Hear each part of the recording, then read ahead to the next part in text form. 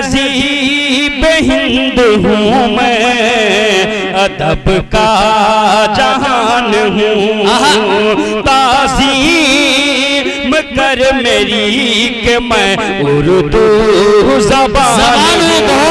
ताज़ीम कर मेरी कि मैं उर्दू ज़बान हूँ। अरे वाह, करता हूँ शायरी अपने इलाके में, तन्हा शायरी अपने इलाके में। कैसर मैं अपनी कौम का एक तर्जमा। बस गुल पौधे नहीं खिलते, गुलजार नहीं होता, होते ना मोहम्मद तो संसार नहीं होता। और एसके मीडिया और मुशायरा मीडिया इस शेर को कवरेज कीजिएगा कि गुल पौधे नहीं खिलते, गुलजार नहीं होता, होते ना मोहम्मद तो संसार नहीं होता। सरकार के कदमों की खैरात है ये वरना, सरकार के कदमों की खैरात है ये वरना, जिब्रील फरिश्तों का सरदार नहीं होता। सरकार के कदमों की खैरात है ये वरना, सरकार के कदमों की खैरात है ये वरना, जिब्रील फरिश्तों का सरदार नहीं होता। गुल पौधे नहीं खिलते, गुलजार नहीं होता। आइए हजरात मोहतरम, आप हजरात जिस मुकर्रिर को सुनने के लिए बहुत ही बेचैनो बेकरार थे, अब आइए इस वक्त मैं एक ऐसे खतीब को ज़हमत खिताब दूं जिनका खिताब एक तरफ ऐवान बातिल के लिए तलवार है तो दूसरी तरफ अहले हक के लिए पंदो नसीहत व मुआइदत का एक हसीन गुलदस्ता है। आइए इस वक्त मैं एक ऐसे गमगुसार मुकर्रिर तक पहुंचने की गमगुसार मुकर्रिर तक पहुंचने की जसारत कर रहा हूं, जो मजलूमों की आहों को, मुसीबत ज़दा के मुसीबतों को, जो हालात के शिकंजे में गिरफ्त इंसानों के दर्दों को बड़ी बेबाकी और बड़ी दिलेरी और बहादुरी के साथ बयान करते हैं। आप समझ गए होंगे ये नाम किसी और का नहीं, जनाब हजरत मौलाना मुफ्ती काजी वसी अहमद साहब कासमी काजी शरीयत इमारत शरीया फुलवारी शरीफ का नाम है। इस वक्त मैं हजरत से बड़े ही अदब एहतराम के साथ गुजारिश कर रहा हूँ हजरत तशरीफ लाए और अपने नायाब खिताब से हम तमाम सामईन को मुस्तफिज़ फरमाए। अस्सलामु अलैकुम व रहमतुल्लाहि व बरकातहू।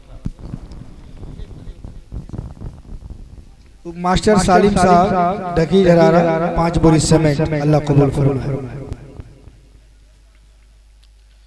अल्हम्दुलिल्लाहि रब्बिल आलमीन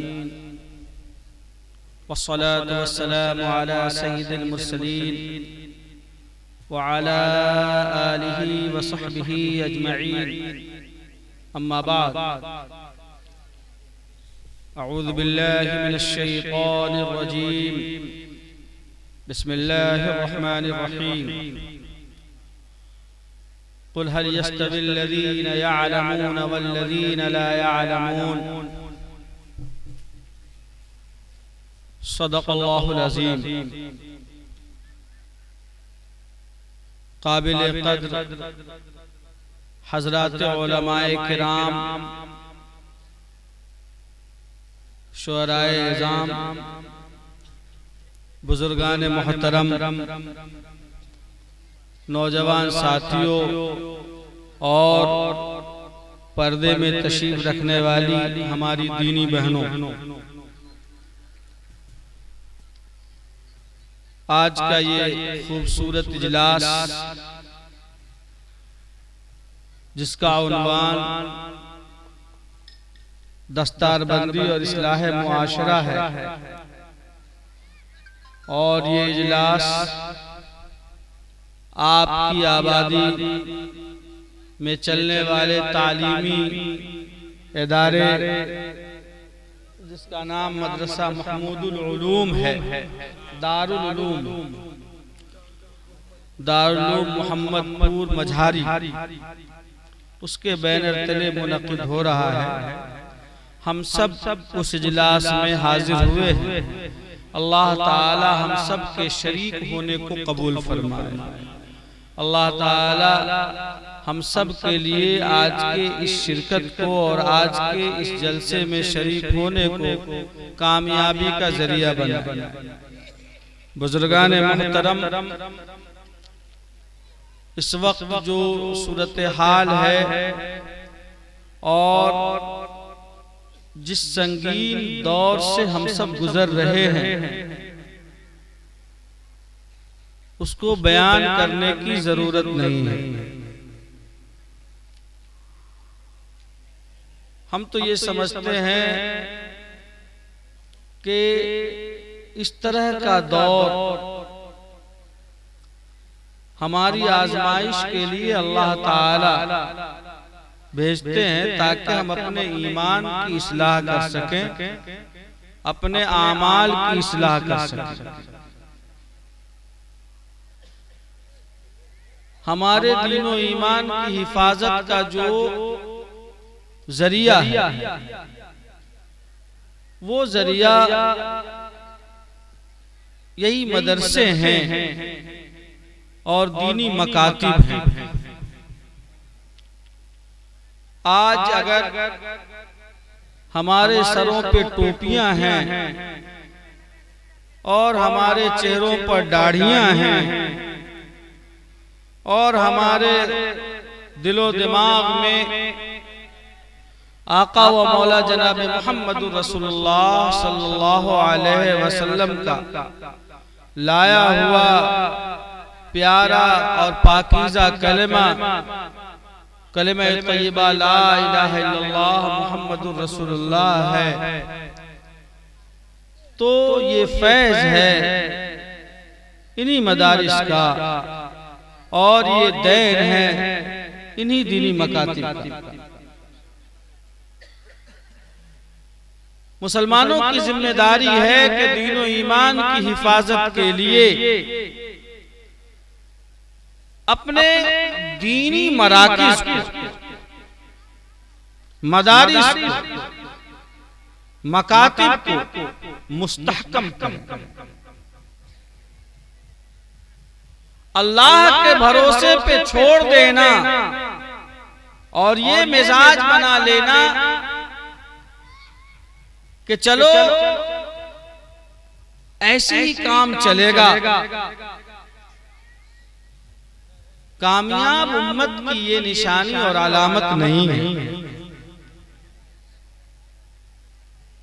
हम अगर चाहते हैं कि अपना ईमान और अपनी नस्ल को महफूज रखें, अपने ईमान की हम अगर हिफाजत करना चाहते हैं और आने वाली नस्ल को अगर हम दीन पर और ईमान पर कायम रखना चाहते हैं तो हमारी जिम्मेदारी है कि जहां कहीं भी मदरसे हैं, खा वो हमारी आबादी में हो या पड़ोस की आबादी में हो, उसको मजबूत किया जाए, उसको मुस्तहकम किया जाए। अगर हमारी आबादी में तालीम का नज़म नहीं है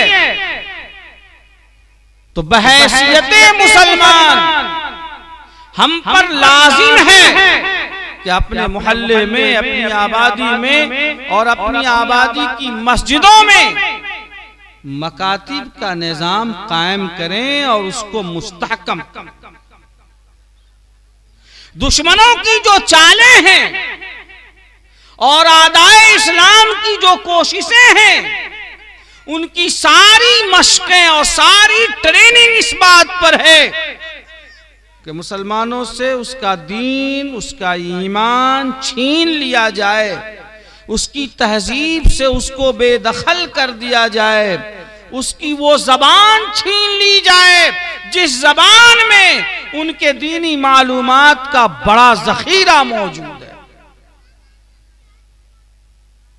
ऐसी पोजीशन में हमारी जिम्मेदारियां बढ़ जाती हैं। ऐसी पोजीशन में खुद हमारी जिम्मेदारी है कि अपनी तहजीब की हिफाजत करें, अपने नस्ल की हिफाजत करें और अपने दीन और ईमान की हिफाजत की फिक्र करें। इस वक्त पूरे बिहार में और उड़ीसा में और झारखंड में खास तौर पर इमारत शरिया की तरफ से जो तहरीक चल रही है, ये हमारे मौलाना मुफ्ती मजहर साहब और ये हमारे उलमा और मौलाना, ये सारे लोग उसमें शामिल हैं। हजरत अमीर शरीयत दामत बरकातुहुम का यही पैगाम और फरमान है कि इस मुल्क का मुसलमान अगर अपनी नस्ल को मुसलमान बनाकर रखना चाहता है तो जरूरी है कि वो अपनी आमदनी का एक हिस्सा तालीम पर खर्च करे और खास तौर पर मकतब कायम करे और कलमे तैयबा ला इलाहा इल्लल्लाह मुहम्मदुर रसूलुल्लाह अपनी नस्ल के बच्चों के दिलो दिमाग में दाखिल करे, पैवस्त करे। आपकी आबादी में मोहम्मदपुर मजहारी में भी अल्लाह के फजल से, अल्लाह की इनायत है, अल्लाह के करम से एक इदारा चल रहा है और उस इदारे की बरकत ये है कि आज ऐसा दीनी माहौल आपकी इस आबादी में कायम हुआ है कि पड़ोस की आबादियों से दूर दराज से उलमा, उलूमे नबूवत के हामिलीन, आका सल्लल्लाहु अलैहि वसल्लम की शरीयत को पढ़ने वाले, बरतने वाले उलमा और मुफ्तियान आपकी आबादी में आए हैं। क्या ये आपके इस इदारे का फैज नहीं है जो आपके बैनर पे लिखा हुआ है मदरसा दारुल उलूम? है या नहीं है? बोलिए। क्या हमारी जिम्मेदारी नहीं है कि इसको मुस्तहकम करें, बात माने, मानने का जज्बा पैदा करें? कुरान करीम ने फरमाया या अय्युहल्लज़ीना आमनू अतीउल्लाह व अतीउर रसूल व उलिल अम्र मिनकुम। ए ईमान वालो, अल्लाह की बात मानो, अल्लाह के रसूल सल्लल्लाहु अलैहि वसल्लम की बात मानो और अपने दीनी पेशवा और रहनुमा की बात मानो। ये उलमा, अमायदीन, उलूमे नबूवत के हामिलीन, ये उलुल अम्र में दाखिल हैं। जैसे हजरत अमीर शरीयत दाखिल है, वैसे ये तबका जो उलमा का है ये भी उलुल अम्र में शामिल हैं, जो अल्लाह और उसके रसूल सल्लल्लाहु अलैहि वसल्लम के अहकाम के मुताबिक और अल्लाह की नाजिल करदा किताब में जो हुक्म दिया गया है उसके मुताबिक ये रहनुमाई करते हैं और कौम को सही रास्ता बताते हैं। अगर मानने का जज्बा नहीं होगा तो फिर हम जिंदगी के मैदान में कामयाब नहीं हो सकते। हमारी बीमारी ये है कि अपना मुहासबा करने के बजाय हम दूसरे का मुहासबा करते हैं। फला आदमी क्या कर रहा है, उसकी आमदनी कहां से आ रही है, उसका मकान कैसे बन गया, उसके यहाँ गाड़ी कैसे आ गई, उसके बेटे ने ये जमीन कैसे खरीद ली। हम दूसरों के चक्कर में हैं और हम में का हर फर्द ये चाहता है कि मेरी मानो, मेरी मानो। कोई ये नहीं कहता कि चलो भाई मैं आपकी मान लेता हूं, क्या हरज है, आपकी मान ली मैंने, बात मुकम्मल हो गई। इस्लाम का मिजाज ये है कि मानने का जज्बा पैदा किया जाए, मनवाने का मिजाज न बनाया जाए। कोई पैगाम आ जाए हजरत अमीर शरीयत का, कोई पैगाम आ जाए इमारत शरइया से, कोई पैगाम आ जाए दारुल उलूम देवबंद से, कौम की जिम्मेदारी है कि आमन्ना सद्दकना कहे और माने और अमल करे। मस्जिद के मिंबरों मेहराब से आलिम दीन खिताब करता है और वो कोई हुक्म शरीयत का बताता है, अल्लाह और उसके रसूल का कोई कानून बताता है, कौम की जिम्मेदारी है कि उस मिंबर व मेहराब से उठने वाले और मिलने वाले पैगाम को वो माने और दिल से मान कर अमल करे। जिस कौम में मानने का जज्बा नहीं होता वो कौम तरक्की नहीं कर सकती। बुजुर्गों और नौजवान साथियों, हमें तो सबक लेना चाहिए और इबरत हासिल करना चाहिए दूसरी कौमों और दूसरी जमातों से कि हमारे मुल्क में बास जमातें ऐसी हैं कि एक ऑर्डिनेंस और एक पैगाम, एक हुक्म वो नागपुर से चलता है तो 24 घंटे के अंदर पूरे मुल्क में कोने कोने में पंचायत और वार्ड वार्ड तक वो पैगाम पहुंच जाता है। कोई आदमी उस पर हरफ शिकायत नहीं निकालता, कोई आदमी उस पर अंगुष्ठ नुमाई नहीं करता, बल्कि उस पैगाम पर सभी अमल करते हैं। हमारा ये हाल है कि अगर जुमा में इमाम ने खिताब में कुछ कह दिया तो मस्जिद में कुछ और, मस्जिद के दरवाजे पर कुछ और बाहर निकलकर उसी इमाम के खिलाफ तबसरे शुरू हो जाते हैं। ऐसे में कोई कौम कामयाब नहीं हो सकती। मानने का जज्बा पैदा करें और अपनी नस्ल को कुरान से जोड़ने की कोशिश करें। क्या मुसलमान इसीलिए है कि उनके बच्चे 10 साल के हो जाएं, 12 साल के हो जाएं और वो दिल्ली, मुंबई, बेंगलोर, चेन्नई और कलकत्ता के होटल में जाके गिलास मांजें? वो कौम जिसके नबी ने पूरी दुनिया को और पूरे संस्कार को ये ग्लोबल आइडियोलॉजी दिया, इक़रा बिस्मि रब्बिकल्लज़ी खलक़ का पैगाम दिया और फरमाया तलबुल इल्म फरीज़तुन अला कुल्लि मुस्लिम, कि इल्म का हासिल करना सिर्फ हक़ वाजिबी नहीं है बल्कि फर्ज ऐन है। आज उस कौम का हाल ये है कि उसके बच्चे होटलों में गिलास मांजने पर मजबूर हैं। आज उस कौम का हाल ये है कि उसके नौजवान वो सड़कों पे रक्षा चला रहे हैं और वो कौम जिनकी हैसियत कीड़े और मकोड़ों से ज्यादा नहीं थी, आज वो कौम बड़ी कुर्सियों पर बैठकर हमारी तकदीर का फैसला लिखने में मसरूफ है।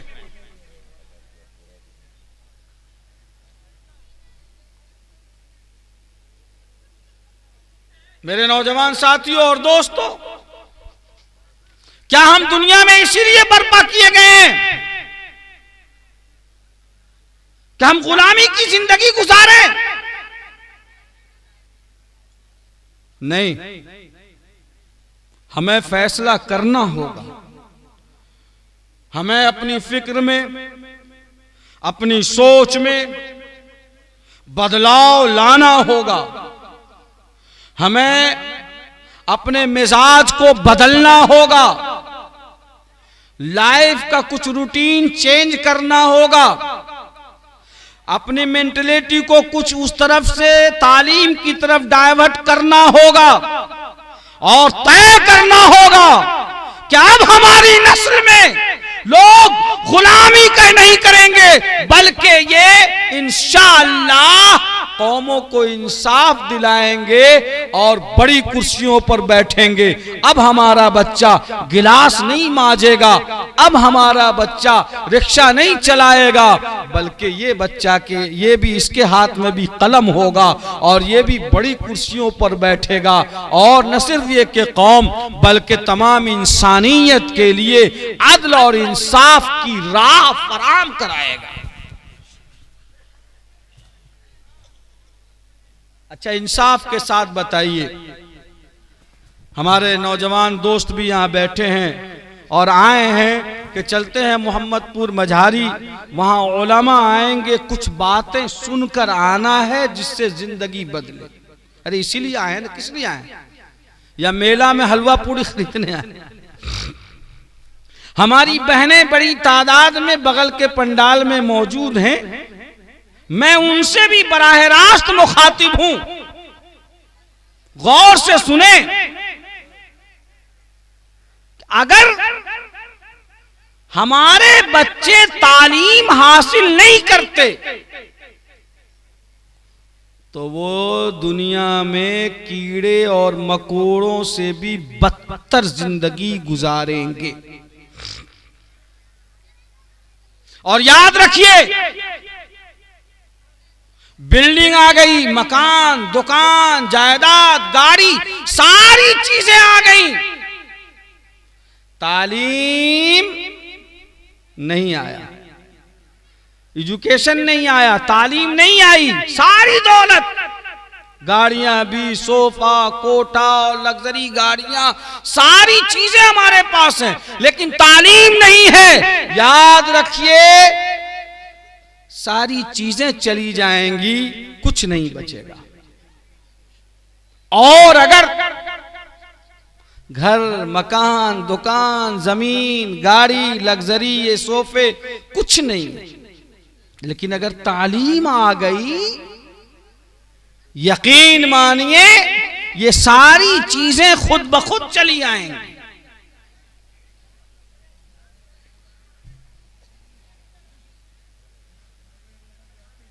बाज लोगों का ये कहना है कि साहब हम गरीब हैं, क्या करें, कहां से पढ़ाएं, मजदूर हैं, बच्चे की तालीम में खर्च है, ये है, वो है, 10 किस्म की बातें। हम अपनी बहनों से भी और अपने भाइयों से भी ये पूछना चाहते हैं कि हम कपड़ा पहनते हैं या नहीं। बोलिए, अरे कपड़ा पहनते हैं या नहीं? साल में कितनी बार सिलवाते हैं कपड़े? कम से कम एक बार तो रमजान शरीफ में लाजिम, दरमियान में जब जब मौका आ जाए, है या नहीं है? बोलिए। हम खाना खाते हैं या नहीं? अरे बोलिए। हम मकान बनाते हैं या नहीं? चाहे मकान पुख्ता बनाएं या ईंट का और ऊपर से खपड़ा डालें या छप्पर डालें या टीन डालें, बनाते नहीं बनाते? लिबास जरूरी है, खुराक जरूरी है, मकान जरूरी है। सिर्फ तालीम एक ऐसी चीज है जो हमारे लिए जरूरी नहीं है। मतलब तो यही हुआ ना। मकान भी बनाएंगे, कपड़े भी सिलवाएंगे, शादियों का बजट बनाएंगे, सारा काम होगा। अगर कोई काम नहीं होगा तो वो तालीम का काम नहीं होगा। यही मिजाज हमने बना रखा है।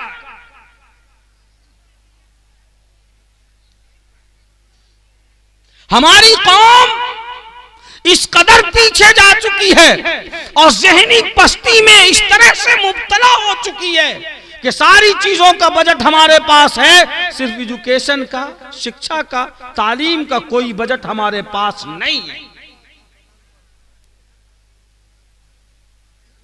अब रहे सहे लोगों का भरोसा, मरी बकरी अल्लाह के नाम पर दान करो। चलो, यही है, मरी बकरी अल्लाह के नाम पे वही दारुल मोहम्मदपुर मजहारी में डाल दो, इस बच्चे को डाल दो, मुफ्ती मजहर के मदरसे में डाल दो, आरिफिया संग्राम में डाल दो, फलां जगह कुट्टी काट कर कुछ तो पढ़ लेगा।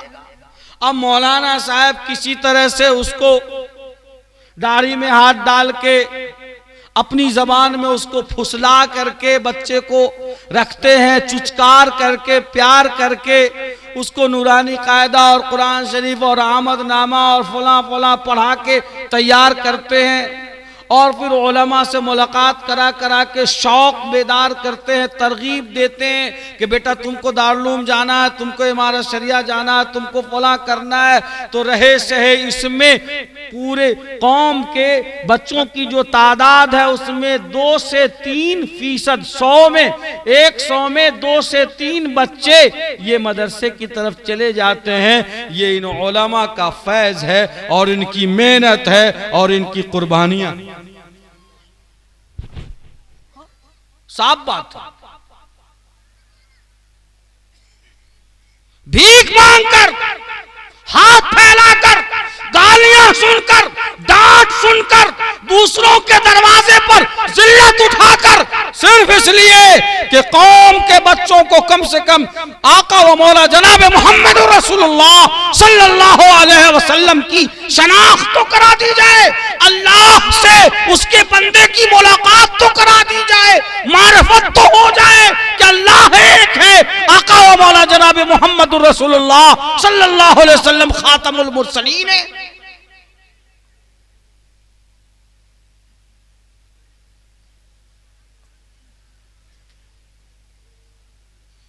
आज अगर मजहब इस्लाम जिंदा है और बाकी है और इंशाअल्लाह क़यामत तक बाकी रहेगा, तो ये दैन है इन बोरिया नशी उलमा का, ये फैज है इन मदारिसे इस्लामिया का, जिसके लिए ये मुफ्ती मजहर अभी गला फाड़ फाड़ कर लोगों से भीख मांग रहे थे और लोगों को जन्नत का रास्ता बता रहे थे कि न पूछ इन खिरका पोशों की, इरादत हो तो देख इनको यदे बेजा लिए बैठे हैं अपने आस्तीनों में। नहीं मानेंगे साहब? अरे फला मौलाना वो तो गड़बड़ आदमी है, फला आदमी से इसका ऐसा ऐसा मामला हुआ ना, वो ठीक नहीं है। फला मौलाना की ज़मीन वहाँ हम कह रहे थे कि हमको दे दीजिए, मौलाना बेचता ही नहीं, मौलाना अच्छा आदमी नहीं है। फला मौलाना को कहा कि हमारा फला काम कर दीजिए, वो नहीं गए हमारे साथ मधुबनी, वो मौलवी साहब ठीक नहीं। क्या समझ लिया है? ये इंसान नहीं है, नबी है क्या?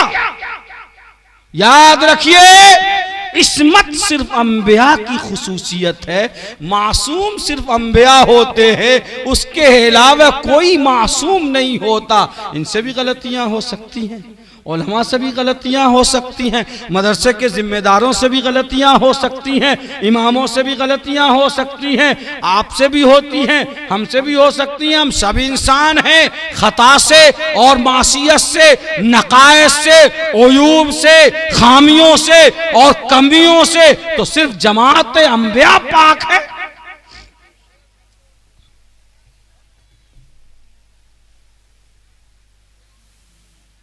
अरे इमाम साहब में भी तो फला कमी, तो इमाम में कमी नहीं रहेगी तो क्या चाहते हैं?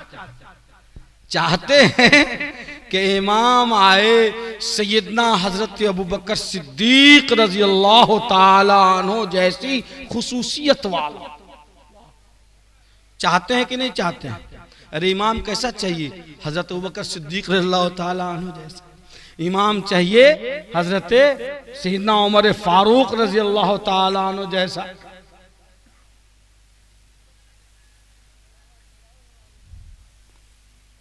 मदरसे का मोहतमिम चाहिए हजरत उमर इब्न अब्दुल अजीज रहमतुल्लाह अलैह जैसा। ठीक है, मिलेगा, जरूर मिलेगा, लेकिन याद रखिए, अगर कौम अपना इमाम सैयदना अबू बकर सिद्दीक रजी अल्लाह ताला अन्हु जैसी खुसूसियत वाला तलाश कर रही है, तो इमाम अगर वैसा चाहते हो तो मुक्तदी को भी सैयदना उमर फारूक रजी अल्लाह ताला अन्हु जैसा बनना पड़ेगा।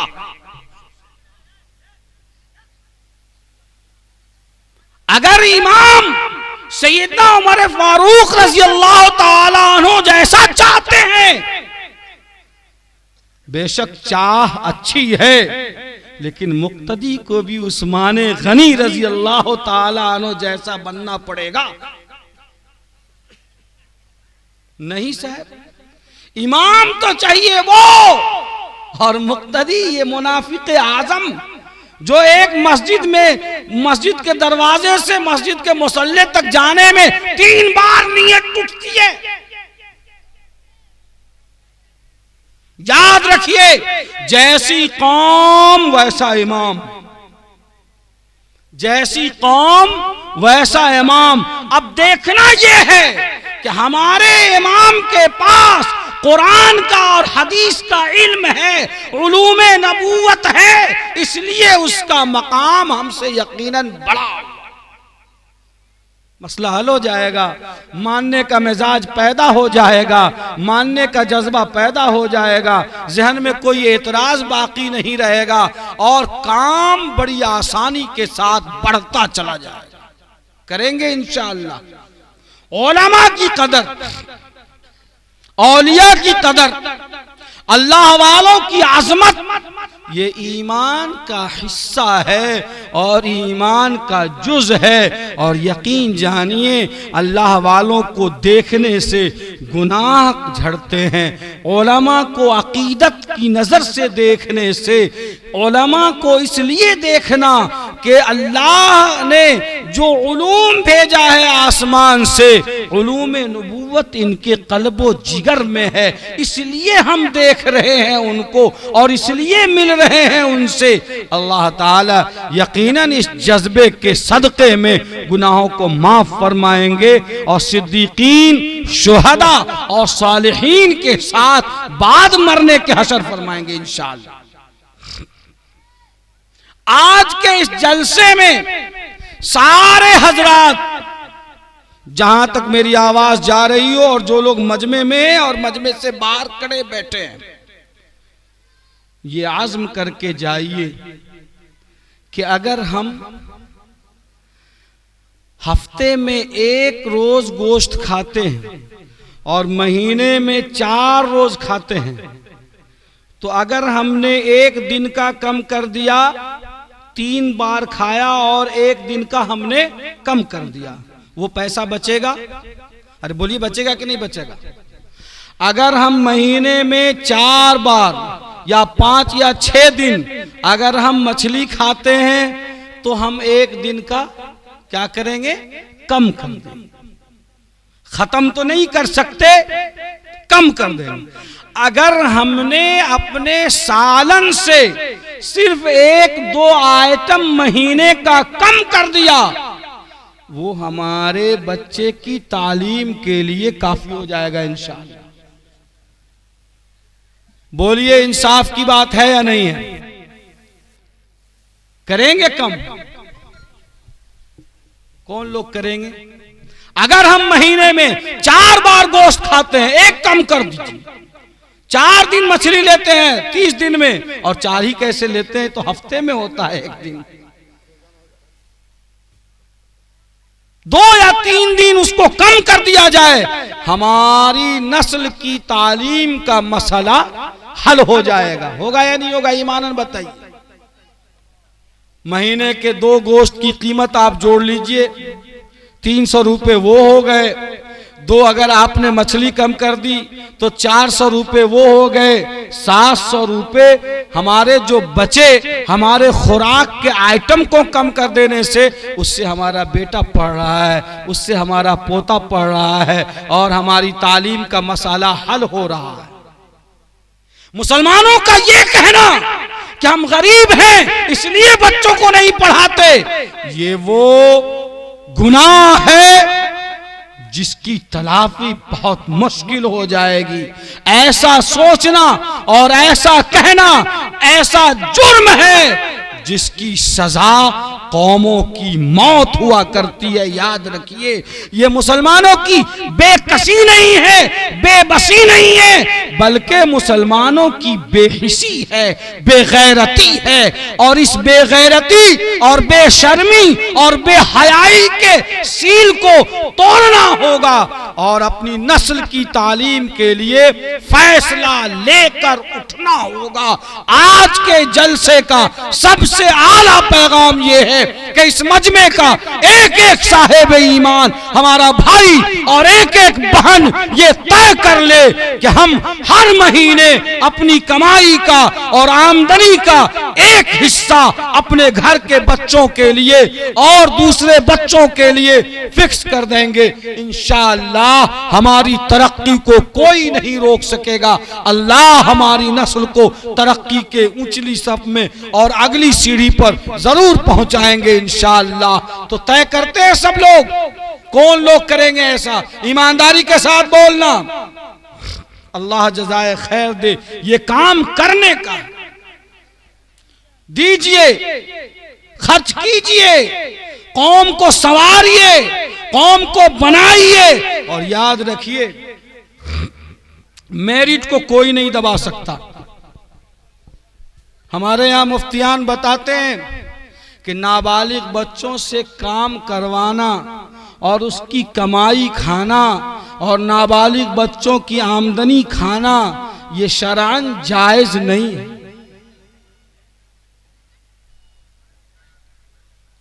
सुन लीजिए, नाबालिग बच्चे 10 साल 12 साल 13 15 साल की उम्र से कम के बच्चों को दिल्ली कलकत्ता बॉम्बे भेजते हैं और वो घर से निकला और हमारा मीटर शुरू हो गया।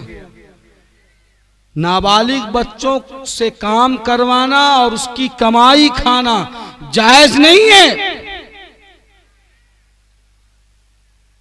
हम मुसलमान होकर ऐसा क्यों कर रहे हैं? हमको तय करना होगा। अफसोस इस बात पर है कि वो लोग जो मुर्दार खाने वाले हैं आज उनके बच्चे आला कुर्सियों पर बैठकर हमारी तकदीर लिख रहे हैं और हमारे मुस्तकबल का फैसला लिख रहे हैं। और ये गुलामाने मुस्तफा इतने कमजोर और इतने कमजोर कैसे हो गए कि हमारे बच्चे आला अफसर नहीं बनेंगे? क्या हमारे बच्चे IAS IPS नहीं बनेंगे? क्या हमारा बच्चा आगे नहीं जाएगा? जाएगा, लेकिन उस दिन जाएगा जब हम कसम खाकर ये तय कर लेंगे कि हमें इस बच्चे को पढ़ाना है, इसे आगे भेजना है, इसको किसी लायक बनाना है। अल्लाह ताला की मदद यकीनन आएगी। और याद रखिए, जब गन का और बंदूक का लाइसेंस लेना हो तो तोप के लिए अप्लाई कीजिए। तोप के लिए अप्लाई करेंगे तो गन का लाइसेंस मिलेगा। और अगर आपने बंदूक के लिए अप्लाई किया और फिर बंदूक का लाइसेंस लेना चाहते हैं, याद रखिए यहां आपको पटाखे का लाइसेंस भी नहीं मिल सकेगा। ज़हन ऊंचा बनाओ, फिक्र की परवाज को महमेज दो, फिक्र को और सोच को आसमान की बुलंदियों पर ले जाओ।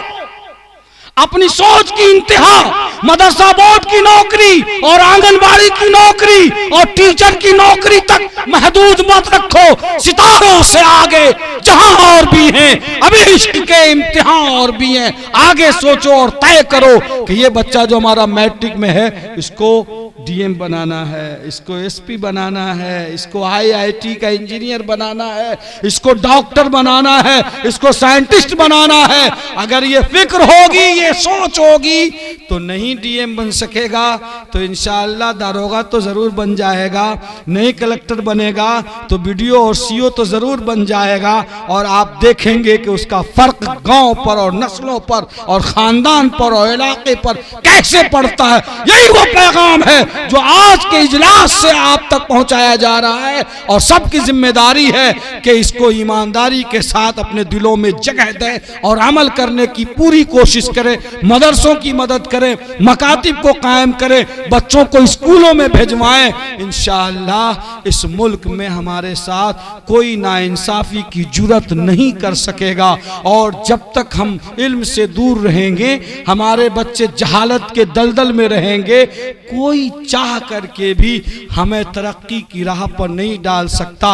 याद रखिए कि जो कौम दूसरों के भरोसे पर जिंदगी गुजारने की उम्मीदें लगाना शुरू कर देती हैं, वो कौम पिछड़ उखड़ जाती है, तबाह हो जाती है और गुलामी की जंजीर में जकड़ दी जाती है।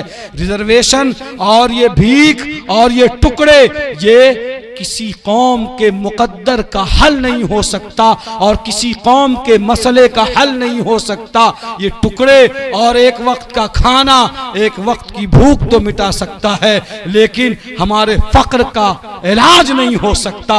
बस है लोगों, हमारे नौजवानों को याज़्म करना होगा कि हम इंशाअल्लाह तालीम के मैदान में आगे जाएंगे और जरूरत पड़ी तो अपनी रोटियां बेचकर और पेट पर पत्थर बांध करके भी अपनी नस्ल को इंशाअल्लाह इल्म के नूर से मुनव्वर करके करेंगे इंशाअल्लाह।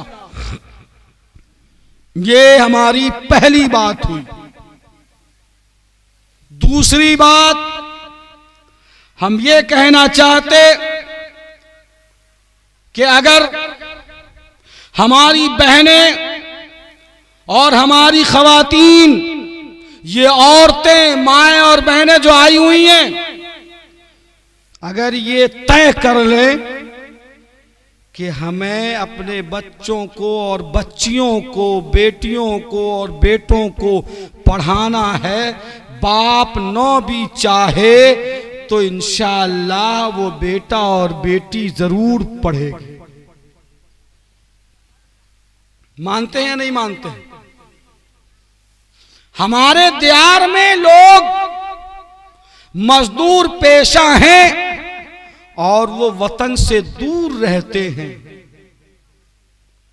घर की जिम्मेदारियां हमारी बहनों पे होती हैं और बच्चों की देख रेख और बचपने में उनकी निगरानी माँ के जिम्मे अमूमन हुआ करती है। यकीन मानिए, अगर एक बेटी पढ़ गई तो पूरा घर पढ़ गया। एक बेटी अगर तालीम याफ्ता हो गई तो पूरा खानदान और उसके सारे बच्चे तालीम याफ्ता हो जाएंगे, इसलिए कि उसकी वो तालीम माँ के साथ गोद में भी, बच्चे के गोद में उसको मिल रही है, गोदी में वो कलमा सिखा रही है, गोदी में वो दुआएं सिखला रही है। वो इल्म उस औरत का बेडरूम में भी जाता है, आंगन में जाता है, चूल्हे के पास जाता है, चौके के पास जाता है, किचन में जाता है, इसलिए कि वो औरत तालीम याफ्ता है। उसका असर तमाम बच्चों पर और तमाम बच्चियों पर पड़ता है। हमारी बहनें आज ठान लें कि हमें अपने घर में तालीम का एक सिस्टम बनाना है। और कैसे, जराए कैसे होंगे, कैसे खर्च आएगा, आप उसी मुठिया स्कीम को जिंदा कर लीजिए। बचपन में हम लोगों ने भी देखा मुठिया स्कीम। तमाम औरतें जो यहां बैठी हैं वो तय कर लें कि जब चावल पकाने जाएं और जब वो पकाने के लिए सीधा जिसको बोलते हैं चावल वो मुतय्यन कर लें, तो उसको हांडी में डालने से पहले एक मुट्ठी निकाल करके एक बर्तन में रख दें। जब वो रोटी पकाने जाएं तो आटा जब वो तौल करके या नाप करके बर्तन में ले लें तो एक मुट्ठी वो निकाल कर आटे वाले बर्तन में रख दें। और सुबह, दोपहर, शाम ये तीनों वक्त एक एक मुट्ठी चलता रहेगा। बुजुर्गों ने कहा कि ये मुश्ते बरकत है, ये बरकत वाली मुट्ठी है। ये मुट्ठी जब 8 दिन में जमा हो जाए तो वही 3 किलो चावल, 3 किलो आटा हो जाएगा एक हफ्ते में। अगर 2 हफ्ते में 6 किलो चावल, 4 हफ्ते में 12 किलो चावल, 12 किलो आटा, अगर आपने इसको 24 किलो को बेच दिया, बताइए कि मकतब में हमारा बच्चा अच्छी तरह तालीम हासिल करेगा नहीं करेगा? अरे बोलो, ठीक से बैठो, ठीक से बैठो। करेगा या नहीं करेगा? आपके खुराक में कोई कमी आई, बल्कि उसके सदके के निकल जाने की वजह से, अगर बच्चा नहीं है आप मौलाना को भेजवा दीजिए, मदरसे में भेजवा दीजिए, दूसरे बच्चे पर खर्च होगा, अल्लाह उस बच्चे की तालीम का सवाब आपको देगा, जैसे आपके बच्चे की तालीम का सवाब अल्लाह आपको दे रहा। कीजिए तो सही। ये काम बुजुर्गों ने बताया और इमारत शरिया ने जो तहरीक चलाया है, ये मुकम्मल तौर पर ये पैगाम है। आप ये काम कीजिए, हर घर में जमा कीजिए और मोहम्मदपुर मजहरी के दारुल मदरसे में भेज दीजिए। आप वहां बिकेगा या वहां बच्चों पर खर्च होगा, बच्चे तालीम पा रहे हैं, आपका कोई नुकसान नहीं हुआ। कौम की तालीम का मसला आसान है या नहीं? ये काम बोलिए, है कि नहीं? कहते हैं सर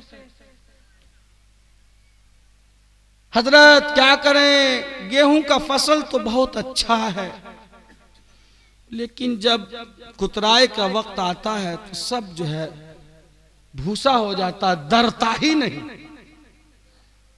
मंजाए नहीं जाता।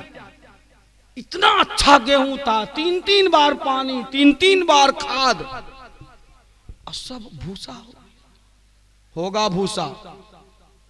इतना अच्छा धान सब खखरा होगा। हमने ये समझ लिया कि वो हमारा हक है और वो हमारी जागीर है। उशरा नहीं दोगे, सदका नहीं करोगे, गरीबों को नहीं दोगे, मनसेरा नहीं निकालोगी हमारी बहनों, क्या होगा? जब हम गरीबों का नहीं देंगे तो अल्लाह ताला ने हमसे उसका हक छीन लिया। एक कट्ठा में अगर 1.5 मन गेहूं होता था और हमको एक कट्ठा में 1.5 मन होने के बजाय 1 मन हुआ या 30 किलो हुआ, हम ये समझते थे कि 1.5 मन हमारे बाप का है, नहीं देंगे मदरसा वाला। आ गया मौलवी साहब झोरा लेके, क्या होता है मदरसा में? खाली खा के पेट फुलाए हुआ है। हाँ? ये हमारी जबान है, ये हमारे लोगों का मिजाज है। मत दो तुम अल्लाह के रास्ते में, खखरा हो जाएगा, भूसा हो जाएगा, बर्बाद हो जाओगे। ये क्या है? ये सब अल्लाह का अजाब है। अब कीड़े लग रहे। अल्लाह ने जो उसूल बनाया है और ज़ाब्ता बनाया है कि गरीबों का, मिस्कीनों का, हाजतमंदों का, जरूरतमंदों का हक है, उसमें अल्लाह हमारे वास्ते से उस तक पहुंचाना चाहता है। हमने अपना हक रोक दिया, उसको नहीं दिया, उसका हक हमने छीन लिया, अल्लाह ने हमसे उनका हिस्सा छीन लिया। समझिए इस बारीकी को, पहचानिए इस बारीकी को। ये अल्लाह। और वो शख्स जो अपने माल का ज़कात पाबंदी से देता हो, सवाल ही पैदा नहीं होता है कि उसका माल बर्बाद हो जाए। एक साहब है हमारे जानने में, मैं नाम नहीं लेना चाहता, और यहीं ये सकरी और इसी बीच में है। वो मामूली ऑटो मिस्त्री, लेकिन ज़कात निकालने का इतना पक्का आदमी है। अभी दुकान है उसकी, एक 4 आने का 1 सिक्के का ज़कात निकालता हूं। उसकी दुकान खुली हुई है, फला। लोग कहते हैं भाई दुकान में तुम्हारा ना हो ही नहीं सकता। अल्लाह का वादा है कि अगर मैं ज़कात निकालूंगा तो अल्लाह मेरे माल की हिफाजत करेगा। और मामूली ऑटो रिक्शे का मिस्त्री आज वो करोड़ों का आदमी बना हुआ है, और देखा जा सकता है, और उसका यकीन इस बात पर है कि हुजूर जो कुछ भी हुआ है हमने ज़कात का हिसाब सही से निकाला। और मेरी मुलाकात हुई तो मैं तो दंग रह गया उस आदमी को देख।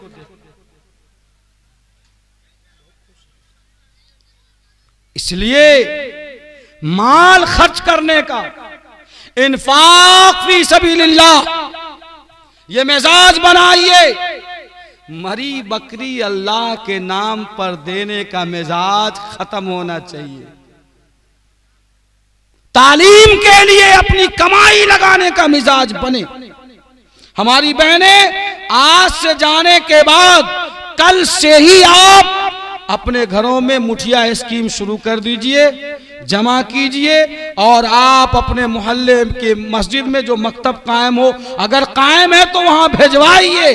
इमाम के लिए, मुअल्लिम के लिए, तनख्वाह के लिए। और अगर कायम नहीं है तो जहां मदरसा चलता है जमा कीजिए और अपने इमाम को कहिए कि बगल के मदरसे वाले को बुलाओ, ये अनाज, ये चावल, ये आटा मुझे देना है, इससे हमारे खाने में बरकत है, सेहत में अल्लाह ताला बरकत देगा। अल्लाह ताला तमाम अमराज को, बलाओं को खाने से दूर कर देगा। जैसी नीयत रखोगी हमारी बहनों, अल्लाह वैसे ही काम करेगा। ये काम शुरू कर दीजिए और याद रखिए कि अगर हमारी माएं और बहनें ये तय कर लें कि हमें अपने घर को ठीक करना है तो इंशाअल्लाह हमारा मुआशरा भी ठीक हो जाएगा और पाकीज़ा बन जाएगा। अपनी बच्चियों पे नजर रखना, अपने बच्चों पे नजर रखना। मोबाइल का जो गलत इस्तेमाल बच्चे और बच्चियों के लिए नासूर बनता जा रहा है, जहर बनता जा रहा है और मुस्लिम मुआशरे के लिए ये कैंसर की शक्ल इख्तियार कर गया है। गांव गांव में, मोहल्लों में, देहातों में, खेतों में, खलियानों में, जहां देखो वहां। और मुसीबत ये है कि उस वबा की वजह से नऊज़ुबिल्लाह हमारे हरम की बच्चियां और मोमिनीन के घर की बच्चियां वो मुशरिकीन के दरवाजे पे जाने लगी हैं और उस वबा में फंसकर वो तबाह हो रही हैं। समझिए, तबाह हो रही हैं। मैं ये नहीं कहता कि अपने बच्चों को इन चीजों से बिल्कुल अलग कर दीजिए, बेशक अब ये जरूरत की चीज बन गई है, उससे अलग हुआ भी नहीं जा सकता और अलग किया भी नहीं जा सकता। लेकिन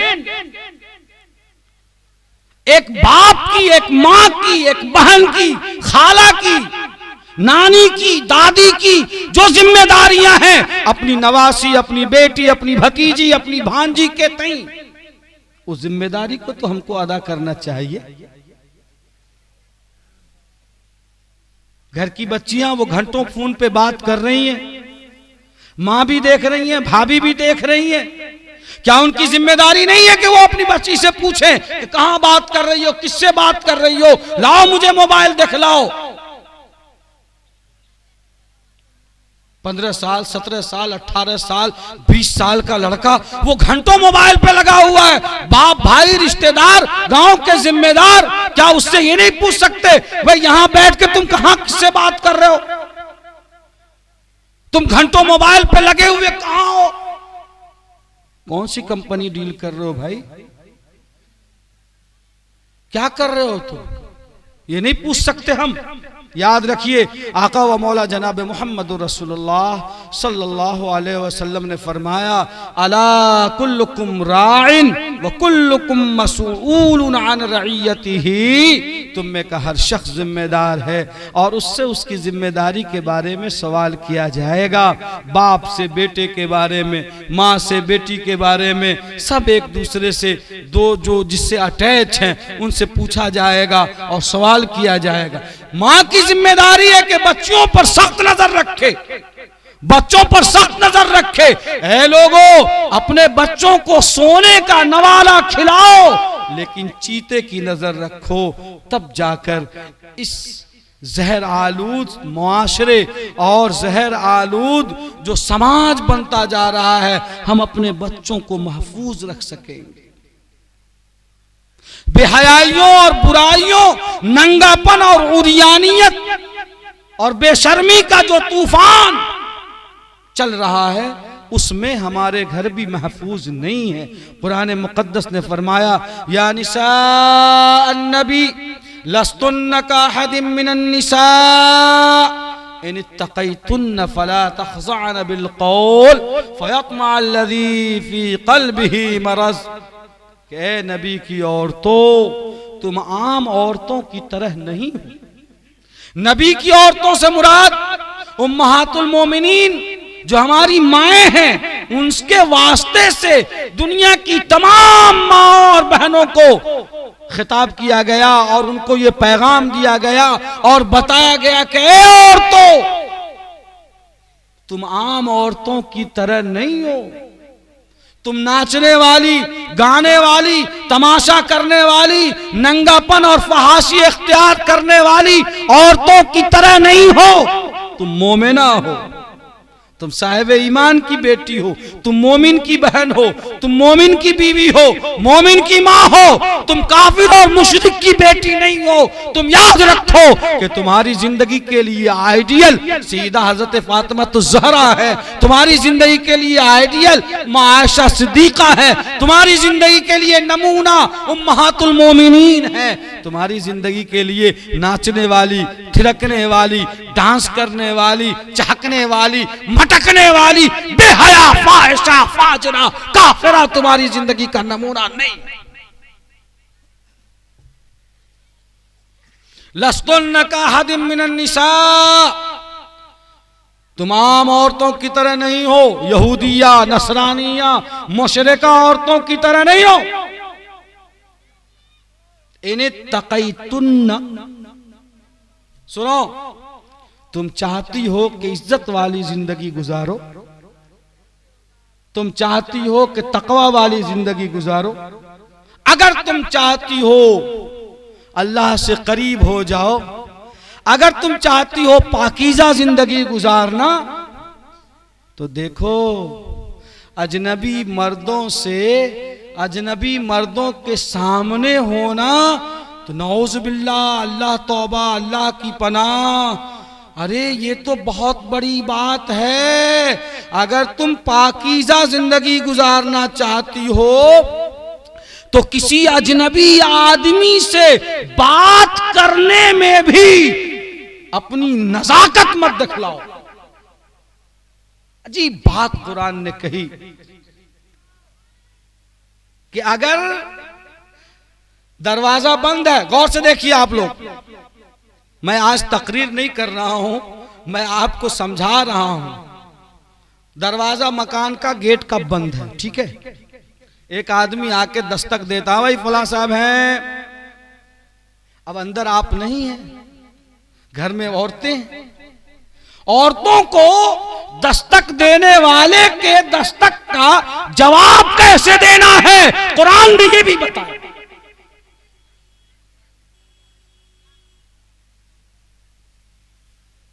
दरवाजा खटखटा रहा है, हाँ भाई फला है, कुरान ने कहा कि जब उस दस्तक देने वाले के दस्तक का जवाब देना हो तो ज्यादा नाज नखरे से जवाब मत दो, अजी कौन है, ऐसे नहीं करो। सॉफ्ट कॉर्नर पैदा मत करो, नर्म गोशा, सॉफ्ट कॉर्नर नहीं समझे, नाज और नखरे से लचक करके जवाब मत दो, खुरदुरेपन के साथ जवाब, हाँ भाई कौन है, हाँ भाई कौन है, मैं अजी कौन है, दोनों में फर्क लग रहा है कि नहीं। समझिए, हमारी बहनों से बतौर खास मुखातब हूं मैं कि कुरान ने कहा नाजो नखरे से जवाब मत दो, खुरदुरेपन के साथ जवाब दो। इसलिए कि अगर कोई नाजो नखरे से जवाब देगी और लचक से जवाब देगी तो वो आदमी जो दस्तक दे रहा है उसके दिल में अगर शैतान होगा तो बार बार आके दरवाजा खटखटाएगा और दिलचस्पी लेगा औरतों में, और शैतान जो है रास्ता खोलेगा।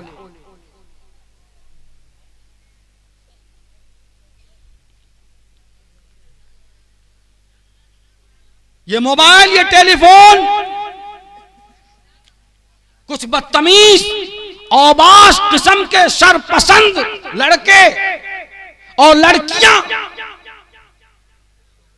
वो अजनबी नंबरों पे कुछ से कुछ नंबर डायल करते रहेंगे। अगर किसी ने रिसीव किया और कोई पॉजिटिव रिस्पॉन्स, कोई अगर उसको थोड़ा सा भी सहारा मिल गया उधर से, तो वहीं से बेहयाई की एक छोटी सी गली निकलती है जो बाद में चलकर ये 4 लाइन बन जाती है। वहीं से समझिए कितनी बारीक बात, मैं नहीं कह रहा हूं, ये तो अल्लाह रब्बुल इज्जत ने फरमाया। और ये आज की बात नहीं है, ये 1400 साल पहले ये कुरान नाजिल हुआ है। फरमाया कि अगर कोई इस तरह से दस्तक दे, कोई अजनबी आए बात करे, तो नरम लहजे में जवाब मत दो। मोबाइल पे, टेलीफोन पे, अब तो मोबाइल हो गया, फोन आए, ऐ औरतों अपनी बच्चियों को, अपने घर की खवातीन को समझाइए कि ज्यादा नरम लहजे में बात नहीं करना है। हाँ, बदअखलाकी भी नहीं होनी चाहिए, लेकिन औरतों वाली जो लचक होती है, लचक के साथ जवाब न दिया जाए। फयत्मअल्लज़ी फी क़ल्बिही मरज़, इसलिए कि अगर नाज़ो नखरे से जवाब दिया जाएगा तो वो आदमी जो उधर से फोन कर रहा है, जो दस्तक दे रहा है, उसके दिमाग में शैतान चल रहा है, वो उस औरत में लालच करेगा, हिस्स करेगा और वो शहवत की नजर रखेगा, वहां से शैतान रास्ता।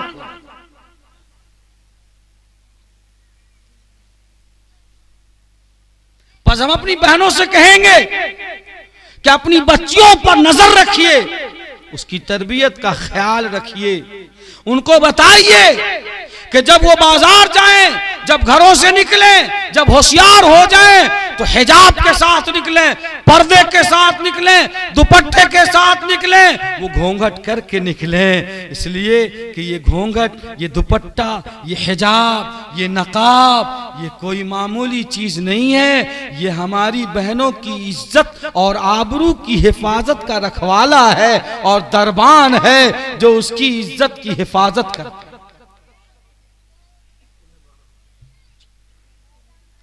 समझाइए और नजर रखिए। इसलिए कि आका व मौला जनाब मोहम्मद रसूलुल्लाह सल्लल्लाहु अलैहि वसल्लम ने इरशाद फरमाया कि एक ऐसा वक्त आ रहा है कि औरतें बज़ाहिर तो कपड़ा पहने हुए होंगी लेकिन नंगी होंगी। आज जो चुस्त कपड़े आए हैं और तरह तरह के पजामे आए हैं, वो यकीनन नंगापन के लिए काफ़ी है। वो कपड़े का एक बारीक जिस्म पे कपड़ा तो पड़ा हुआ है, लेकिन हकीकत ये है कि नंगापन जाहिर होता है। आका सल्लल्लाहु अलैहि वसल्लम जो फरमाया था कि ऐसी औरतें माइलातिन, खुद भी ऐसा कपड़ा पहनकर दूसरों को दावत हुस्न देती हैं, गोया वो कहती है कि मुझे देखो। ममीलातिन, मायल करती भी हैं और मायल होती भी हैं। आका व मौला जनाब मोहम्मद रसूलुल्लाह सल्लल्लाहु अलैहि वसल्लम ने फरमाया कि ऐसी औरतों का जन्नत में दाखिला तो बहुत दूर की बात, जन्नत की खुशबू तक नहीं लगेगी।